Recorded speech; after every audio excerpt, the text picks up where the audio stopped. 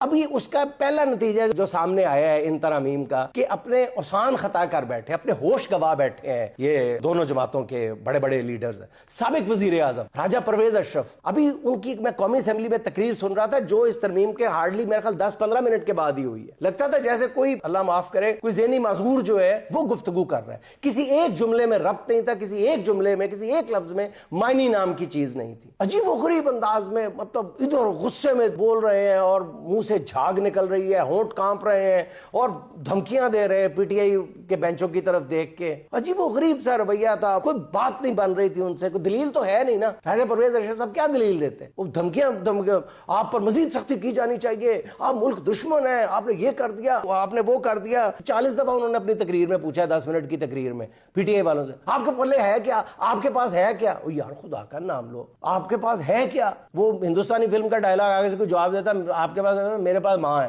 भाई आगे से जवाब देते थे पीटीआई वाला है, हमारे पास जनाब 90% अवाम की हमारे पास, फिर आपके पल्ले क्या रह जाता? वही पूछते आपके पल्ले क्या है? एक छतरी, ताकत की एक छतरी, बस एक नस टस से फंस गई, थोड़े कुल की है। This is the basic question. आप उनसे पूछ रहे हैं पीटीआई वालों से, फिर आप अगर कुछ आपसे बात नहीं बन रही थी, आपको सख्ती करनी चाहिए, आप पर ये करना चाहिए, आपको डंडे मारने चाहिए, आपको ये करना चाहिए, वो करना चाहिए, हम फौज के साथ खड़े हैं। भाई आपसे किसी ने पूछा है?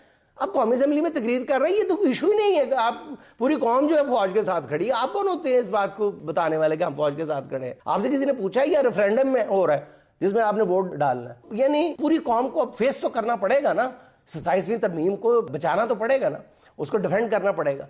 कोई दलील नहीं है इन लोगों के पास। तो पहला जो उसका नतीजा है वो कौमी असेंबली में मैंने देख लिया।